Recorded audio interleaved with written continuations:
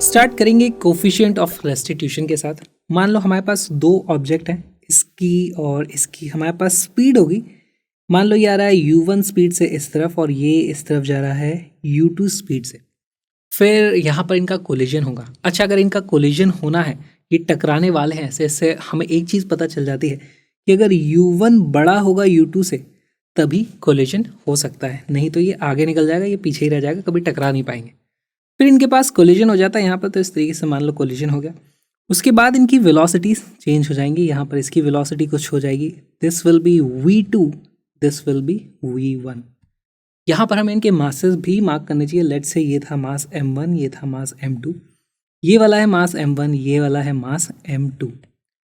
अच्छा, टकराने के बाद जो ये आगे वाला पार्टिकल है वो एक्चुअली तेज़ी से जाएगा, है ना। और ऐसा नहीं होता वो दो बार नहीं टकराते, वो एक बार टकराता है फिर निकल जाते हैं। तो यहाँ पर मैं लिख सकता हूँ, क्या लिख दूंगा, v2 is more than v1। हमारे पास कोफिशिएंट ऑफ रेस्टिट्यूशन या फिर इसको लिखा जाता है e से। e को डिफाइन किया जाता है, वो होती है velocity of separation divided by velocity of approach. तो आपको बस यही चीज़ याद रखनी है। वेलोसिटी ऑफ सेपरेशन, यूजुअली क्या होता है, सेपरेशन की जो स्पीड होती है वो कम होती है ना। हमारे पास जो अप्रोच की स्पीड होती है वो ज़्यादा होती है यूजुअली, इसलिए तो यहाँ पे इसकी जो वैल्यू आती है वो 0 से लेकर के 1 के बीच में ही आती है। ओके, इस पर्टिकुलर केस में कोई मुझे बता सकते हो ये वैल्यूज़ क्या आने वाली है? देखो, वेलोसिटी ऑफ सेपरेशन क्या है, ये इस तरफ जा रहा है v2 से, ये इस तरफ आ रहा है v1 से। v2 यहाँ पर बड़ा है तो सेपरेशन की स्पीड हो जाएगी, है ना। तो उसके लिए हम लिख सकते हैं उसको v2 minus v1 divided by velocity of approach कितनी है, ये इसके पास आ रहा था, ये इधर जा रहा था। अगर आपको अप्रोच देखना है तो एक काम करो, इसको रेस्ट पे ले आओ, तो इसकी स्पीड इसमें ऐड कर देंगे, ये रेस्ट पे आ जाएगा। इसके पास अब जो रिलेटिव स्पीड बची है वो हो जाएगी u1 माइनस u2, वही हो जाती है अप्रोच की स्पीड, वो हो जाएगी u1 माइनस u2। तो अब इसको रटने की आप कोशिश मत करना, आपको ये पता होना चाहिए ये रट्टा मारने वाली चीज़ ही नहीं है ना। यूजुअली तो आपको वैल्यूज़ दी होंगी, डायरेक्ट वैल्यूज़ रख के आप निकाल सकते हो। अच्छा, हमारे पास यहाँ पे कुछ केसेज आ जाते हैं। अगर ई की वैल्यू हो जाती है एब्सोल्युटली 0, इसका मतलब क्या हुआ, ई की वेलोसिटी 0 हो गई, यानी कि वेलोसिटी ऑफ सेपरेशन 0 हो गया, यानी कि इन दोनों की वेलोसिटी अलग अलग नहीं हो रही है, दोनों की वेलोसिटी सेम है। इसको समझने की हम कोशिश करते हैं, कोई दो पार्टिकल आए टकराए और अब दोनों साथ में जा रहे हैं, इसको हम बोलेंगे वो दोनों चिपक गए, या फिर उनका इस तरीके से, इसका एक नाम भी है, इसको बोला जाता है inelastic collision. This is known as inelastic collision. और क्योंकि एकदम ही इसकी वैल्यू 0 हो गई है, इसको परफेक्टली इनइलास्टिक बोला जाता है ना। This is perfectly inelastic collision. दूसरा केस हो सकता है हमारे पास जब ई की वैल्यू आ जाए 1 के बराबर। ई की वैल्यू 1 के बराबर हो गया, यानी कि velocity of separation is equal to velocity of approach. इसको बोला जाता है perfectly elastic collision, perfectly elastic collision. और उसके अलावा हमारे पास ई की वैल्यू 0.5, 0.6 कुछ भी हो सकती है, इसके बीच में कहीं आ जाएगी। अच्छा, इन दोनों में हमारे पास एक चीज़ हमें समझनी है, जब हमारे पास परफेक्टली इलास्टिक कोलिजन होता है उस केस में हमारे पास कोई भी एनर्जी लॉस नहीं होता। ये बहुत ही इंपॉर्टेंट बात है, एनर्जी लॉस यहाँ पर होता है 0। और परफेक्टली इनइलास्टिक कोलिजन के केस में हमारे पास मैक्सिमम एनर्जी लॉस होता है। E loss is equal to maximum. कैसे हुआ ये भी अभी हम देख लेंगे, थोड़ी देर में इसका डेरिवेशन भी कर लेंगे, लेकिन आपको समझना है यहाँ पे मैक्सिमम होता है। मैक्सिमम का ये मतलब नहीं होता इन दोनों की काइनेटिक एनर्जी मिल करके 0 हो जाएगी। इसका मतलब है सबसे कम जो इनकी एनर्जी बच सकती थी सिर्फ उतनी ही बचेगी, यानी मैक्सिमम लॉस हो जाएगा। इसके भी बहुत सारे एग्जाम्पल्स हम करने वाले हैं। अच्छा, यहाँ पर होता क्या है, कोलिजन जब भी होता है हमारे पास, यहाँ पर देखो हमारे पास इसके ऊपर हम मानते हैं कि एफ एक्स की वैल्यू 0 है। अगर एफ एक्स की वैल्यू 0 है, इसका मतलब D P x upon D T की वैल्यू 0 है, यानी कि पी एक्स को हम कांस्टेंट मानते हैं, एक्स डायरेक्शन में मोमेंटम को हम कांस्टेंट मानते हैं। लेकिन मान लो एफ एक्स की वैल्यू 0 नहीं है, इसका केस हो सकता है यहाँ पे मान लो इस तरीके से कुछ फोर्स लग रहा है, या फिर हम जब अर्थ वाले केस में बात करेंगे, यहाँ से कोई ऑब्जेक्ट नीचे गिरी है और फिर टकरा के वापस ऊपर गई है, तो इसके ऊपर हमेशा ही नीचे mg लग रहा था। लेकिन कोलिजन होता है बहुत छोटे से टाइम के लिए, तो उस छोटे से टाइम में इस mg के कारण जो चेंज इन मोमेंटम होता है वो क्या हो जाता है dpx, बिकॉज ऑफ mg उसकी वैल्यू क्या हो जाती है mg इंटू डी टी। अभी dt इतना छोटा होता है कि इसके कारण होने वाले मोमेंटम चेंजेस को हम इग्नोर कर सकते हैं। तो जब भी कोलिजन होता है, अनलेस साथ में उसी वक्त कोई और इम्पल्सिव फोर्स ना लग रहा हो, ये mg और इलेक्ट्रोस्टैटिक और ये सारे फोर्सेस को हम इग्नोर कर सकते हैं, उनकी वजह से हमारे पास कोई चेंज नहीं आता।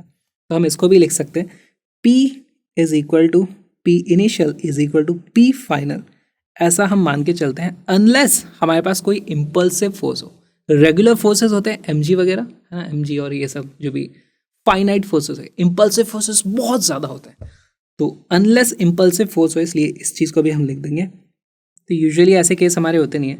अच्छा, हमने लिख दिया P I is equal to P F, initial momentum कितना है m1u1 प्लस m2u2, है ना, तो इसको हमें लिखना है m1u1 plus m2u2, vector form में लिखेंगे हम, is going to be equal to m1v1 plus m2v2।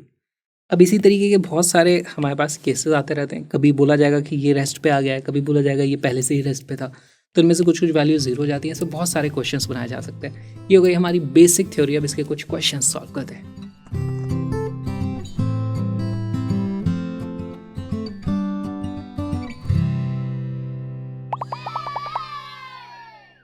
A body of mass m moving with velocity 3 km per hour collides with a body of mass 2m at rest। तो हमारे पास एक मास था जो था m, वो इस तरफ आ रहा था 3 किलोमीटर पर आवर से, और यहाँ पर था 2m जो था रेस्ट पर, उनके बीच में हो जाता है कोलिजन।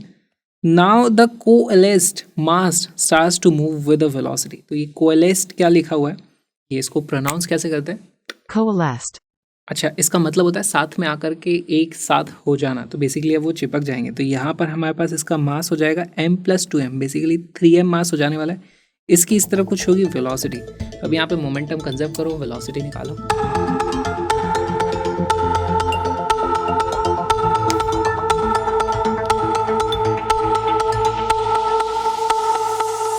इस क्वेश्चन का करेक्ट आंसर है ऑप्शन नंबर ए। देखो हमारे पास यहाँ पर जाता है m into 3 plus 2m into 0। Basically हम क्या कर रहे हैं, एक्स डायरेक्शन में मोमेंटम को कंजर्व कर रहे हैं।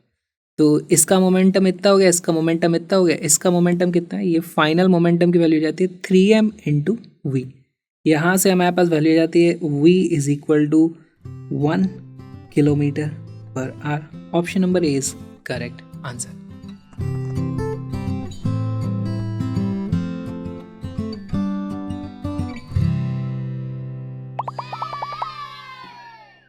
A moving block having mass m collides with another stationary block having mass 4m. The lighter block comes to rest after the collision. When the initial velocity of the lighter block is v, then the value of coefficient of restitution e will be। तो अब ये बहुत ही अच्छा सवाल है। देखो इसमें हो क्या रहा है, हमारे पास यहाँ पर एक मास है m, दूसरा मास है 4m, ये रेस्ट पर था, इसको इस तरफ वेलोसिटी दी हुई थी v।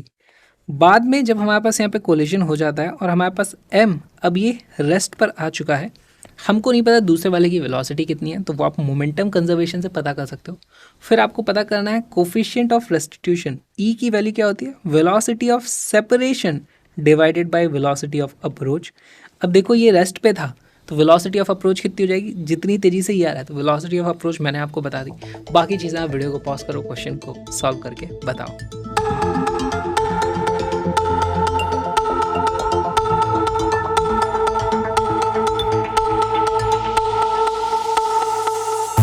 का करेक्ट आंसर है ऑप्शन नंबर बी। कैसे आया, सॉल्व करना शुरू करते हैं। देखो पहले हम मोमेंटम कंजर्व करा लेंगे, तो हमारे पास मोमेंटम कितना है, m into v plus 4m into 0। Initially हमारे पास इतना मोमेंटम था, फाइनली हमारे पास मोमेंटम कितना है, भाई ये वाला तो रेस्ट पे आ चुका है, लेकिन ये जो 4m मास है उसकी इस तरफ कुछ फाइनली वेलोसिटी होगी, वो मुझे नहीं पता, तो इसको मैं बोल देता हूँ v डैश। यहाँ पर मैं लिख सकता हूँ फाइनली हमारे पास मोमेंटम हो जाएगा m into 0 plus 4m into v dash.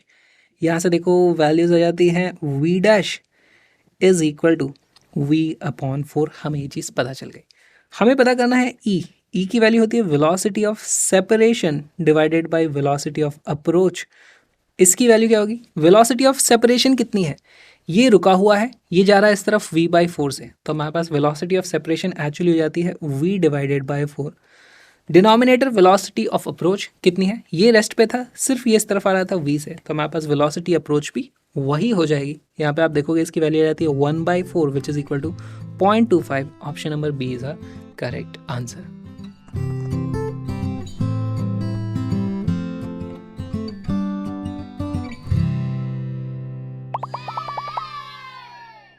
Three objects A, B, and C are kept in a straight line on a frictionless horizontal surface. They have masses m, 2m, and m respectively. That object A moved towards V with a speed of 9 metre per second. तो ये जो object A है ये इस तरफ आ रही है 9 metre per second से, alright, and makes an elastic collision with it. तो इन दोनों के बीच में इलास्टिक कोलिजन होगा। इलास्टिक कोलिजन होगा तो आप यहाँ पर फिर इसकी वेलोसिटी पता कर सकते हो।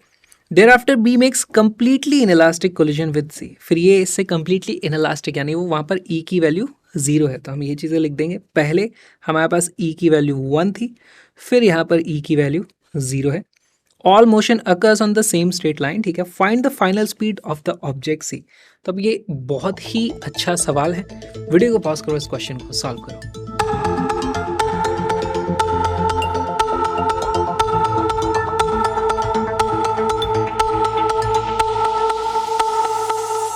इसका करेक्ट आंसर है ऑप्शन नंबर बी। अब देखो मैं आपको ट्रिक सिखाने वाला हूँ कि जल्दी जल्दी हम इन क्वेश्चंस को कैसे सॉल्व कर सकते हैं। वही बेसिक इक्वेशंस बार बार लिखने की हमें ज़रूरत नहीं है। देखो हमें मोमेंटम बैलेंस कराना है, तो मैं अगर फर्स्ट कोलिजन की बात करूँ, फर्स्ट कोलिजन है ना, यहाँ पर मैं लिख सकता हूँ ई की वैल्यू थी हमारे पास 1। अब मैं सीधे सीधे मोमेंटम बैलेंस करूँगा। इनिशियली मेरे पास जो मोमेंटम था वो था 9 × m plus 0। It will be equal to final momentum कितना होने वाला है। तो फाइनल मोमेंटम के लिए हमें वेलोसिटीज़ ड्रॉ करनी पड़ेंगी। तो देखो फाइनली इनकी अगर मैं वेलोसिटीज़ ड्रॉ करना चाहूँ, मेरे पास m यहाँ होगा, मेरे पास 2m यहाँ होगा। अच्छा, इसकी स्पीड मुझे चाहिए कुछ v होनी चाहिए। इसकी स्पीड अगर इस तरफ मैं मान लेता हूँ, लेट्स से इसकी स्पीड इस तरफ v थी, तो इसकी स्पीड क्या कोई मुझे बता सकते हो इस तरफ कितनी होगी? क्योंकि e की वैल्यू 1 है, तो इनकी जो वेलोसिटी ऑफ अप्रोच थी वही वेलोसिटी ऑफ सेपरेशन होनी चाहिए। वेलोसिटी ऑफ अप्रोच कितनी है यहाँ पर, ये 9 से इसके पास आ रहा था, तो वेलोसिटी ऑफ अप्रोच इज 9। तो अब मैं डायरेक्टली लिख सकता हूँ वेलोसिटी ऑफ सेपरेशन भी 9 होनी चाहिए, यानी इसकी जो भी स्पीड होगी इसका और इसका जो डिफरेंस है वो 9 होना चाहिए, है ना। और ये वाली स्पीड कम होगी, तो मैं इसको डायरेक्टली अब लिख सकता हूँ this is equal to v - 9। यही वो ट्रिक है जिसकी वजह से आप एग्जाम में जल्दी जल्दी चीज़ों को सॉल्व कर पाओगे। या फिर आप इसको ई की इक्वेशन लिख करके भी सॉल्व कर सकते हो, नहीं तो मैंने डायरेक्टली यहाँ से इस चीज़ को डेराइव कर लिया। अब मुझे फाइनल मोमेंटम लिखना है। इसका मोमेंटम कितना हो जाएगा, देखो यहाँ से पता चलता है m × v - 9 plus 2m × v। Equation I, solve करूँगा तुरंत मुझे v की वैल्यू मिलेगी। देखो सारे के सारे m यहाँ पर इस तरीके से कट जाते हैं, मेरे पास वैल्यू आ जाती है 9 = v - 9 प्लस 2v। यहाँ से मुझे पता चल जाता है 3v = 18, 3v = 18, यानी कि v = 6 मीटर पर सेकेंड। जैसे ही आप यहाँ पे इसको मार्क कर दो, गलत आंसर हो जाएगा। क्यों? क्योंकि ये तो इसकी स्पीड आई है, हमारे पास ये वाली चीज़ आ गई है, this is equal to 6 metre per second से। अब हमें सेकेंड कोलिजन देखना है, तो अब हम आ जाते हैं सेकेंड कोलिजन में। सेकेंड कोलिजन में ई की वैल्यू है 0। अब देखो मैं आफ्टर कोलिजन वाली ड्राइंग बना रहा हूँ। यहाँ पर मेरे पास था 2m, चलो पूरा ही बना दो। 2m आ रहा था इस तरफ 6 मीटर पर सेकेंड से। यहाँ पर हमारे पास मास m रखा हुआ था, बाद में हमारे पास 3m हो जाएगा जो इस तरफ जा रहा होगा। लेट से अब उसको मैं v' बोल देता हूँ, है ना। ये हमारा कोलिजन हो गया। अब मोमेंटम बैलेंस करा देना हमको, क्योंकि e की वैल्यू 0 मुझे डायरेक्टली पता चल चुका है, इन दोनों की सेम वेलोसिटी रहने वाली है। यहाँ पर मोमेंटम बैलेंस आ जाएगा हमारे पास 2m × 6 plus 0 will be equal to 3m × v'। यहाँ पर देखो आप m से m कट जाता है, हमारे पास v' की वैल्यू आ जाती है 6 × 2 12 divided by 3 which is equal to 4 metre per second. Option number B is our correct answer. Coefficient of restitution का एक छोटा सा वीडियो, एक्चुअली एक छोटा सा पार्ट है एक बहुत ही अच्छे छोटे से short and sweet crash course on physics, जहाँ पर इसी तरीके से कलरफुल ग्राफिक्स की मदद से हम पूरा का पूरा फिजिक्स का सिलेबस कंप्लीट करते हैं। सिर्फ 1 महीने में 2-2 घंटे की क्लासेस होती है। तो link is in the description. Colourful notes की PDF भी वहाँ पर मिलती है, उसको ज़रूर चेकआउट करना और मेरे व्लॉगिंग चैनल को भी ज़रूर सब्सक्राइब करना, जो आप देखोगे कि हम मैं और क्या क्या चीज़ें करता हूँ। प्लीज़ मेरी रिक्वेस्ट है, उसको सब्सक्राइब करो और कुछ अमाउंट डोनेट करो यार, इस QR कोड को स्कैन करो। हम मिलेंगे पूरे के पूरे क्रैश कोर्स में, link is in the description, ज़रूर देखें।